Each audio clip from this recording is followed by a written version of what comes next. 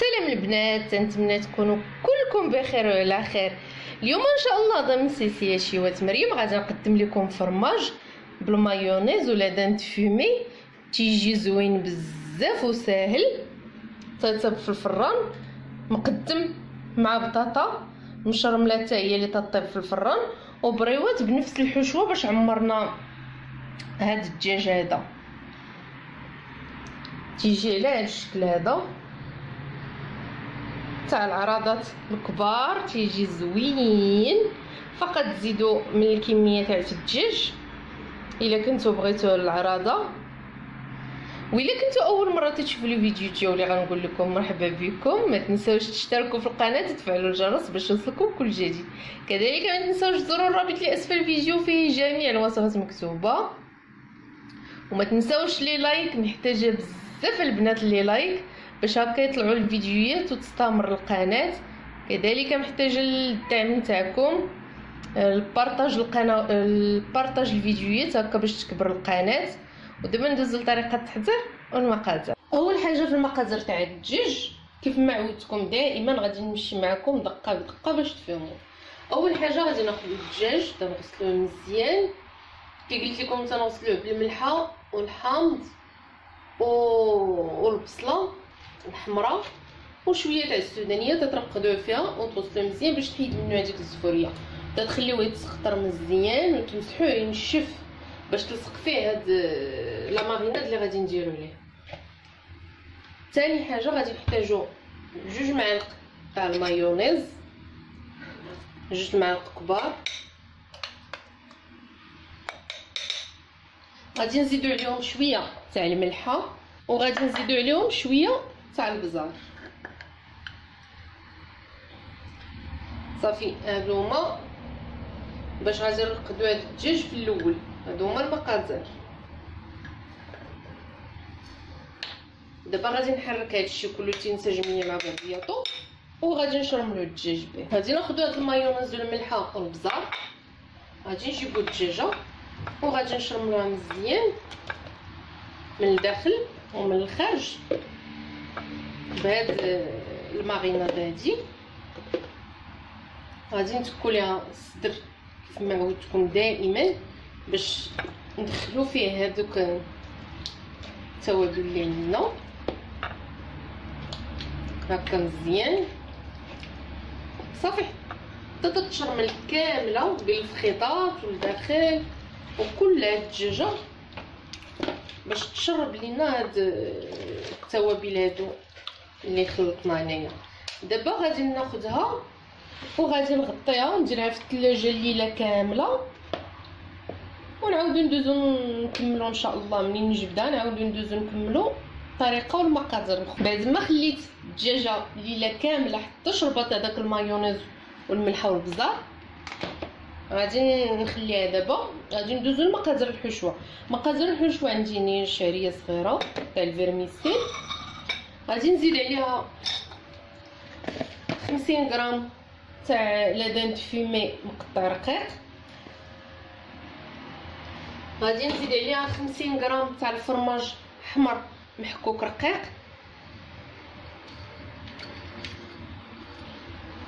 وغادي نزيد عليها 50 غرام تاع الموتزاريلا محكوك حتى هو. غنجي جامدين. غادي نزيد عليها معلقه كبيره تاع صلصه الصوجا، غادي نزيد عليها 2 معالق كبار تاع المايونيز،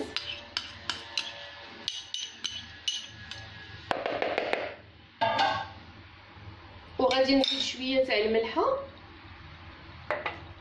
ما نكتروش حمض الفرماج ولا دانت فيمي، كلشي مالح. وغادي نزيد شويه تاع البزار. صافي وغادي نحرك هاد العناصر هادي كامله حتى تنسجم ليا مع بعض. صافي هما بعد ما خلطت هاد العناصر هادو كاملين نسجموا ليا مع بعضياتهم. كتذوقوا الملحه واش خاصها نزيدوها، وكي قلت لكم ما تكتروش الملحه حيت كلشي مالح. والشعريه نتوما غتشوفوا كي شاده في راسها، انا تنرقدها في الماء بارد حيت مؤخرا الشعريه ولات تتعصب. الا درتوها في الماء سخون تجي معصبه بزاف، داكشي باش الماء بارد تيخليها شاده في راسها. غادي ناخد 2 فرماجات مثلثين،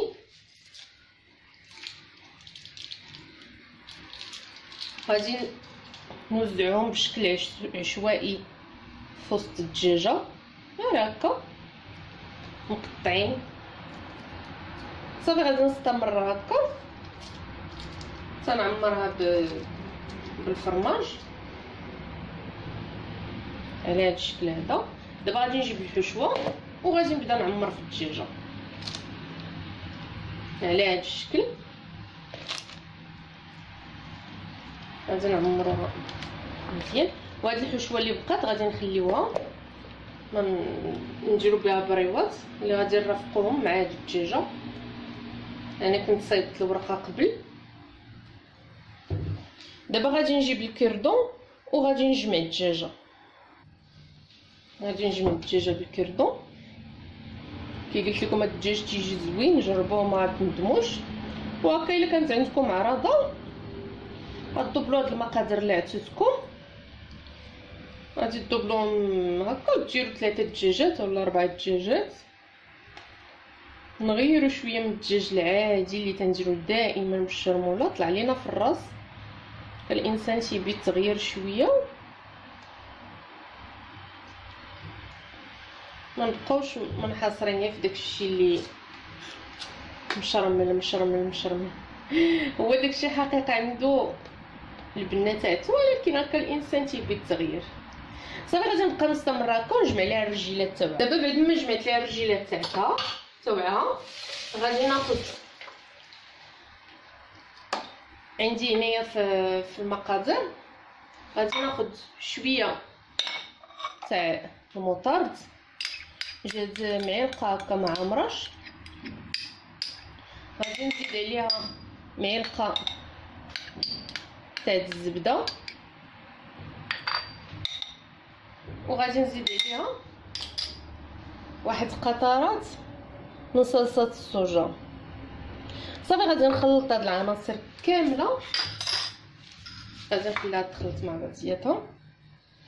ها هما خلطوهم مع بعضياتهم. دابا غادي ناخذهم وغادي ندهنوا هاد الدجاجه، غادي ندهنها كامله بهاد الخليط اللي عندي تاع الزبده والمطر وصلصه الصوجا. صافي دابا بعد ما دوزتها كامله بصلصه الصوجا وهذيك المطرد والزبده، غادي ناخذها وغادي نغلفها بهذا الورق هذا تاع الطهي، وغادي نعاودها بالبابي الومنيوم، وغادي نحطها في اللاطه وغادي ندخلها للفران طيب ونحس بها طابت. نبقاو مره نحلوها ونتكوها باش يخرج هذاك الماء منها طيب ونعريوها تحمر، ونتلاقاو ان شاء الله مع الشكل النهائي تاع الدجاج. دابا ندوزو ان شاء الله للبريوات. عندي هنايا الورقه اللي قلت لكم صايبتها في الدار، غادي ناخذها غادي نطويها على جوج. انا عندي هنايا الورقه صغيره ما نديرهاش كبيره، وغادي نجي للجنب غادي نحط الحشوه. صافي وغادي نبدا نلوي على هذا الشكل هذا. غادي نحاول نقاد مثلث. صافي غادي نبدا نجمع فيها حتى نوصل لهنا الاخر. غادي نقص من هاد الورقه، غادي ناخذها وغنطويها على هاد الشكل هذا.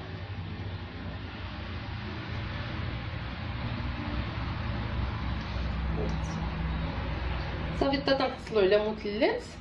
غادي نقص لهاد الورقه،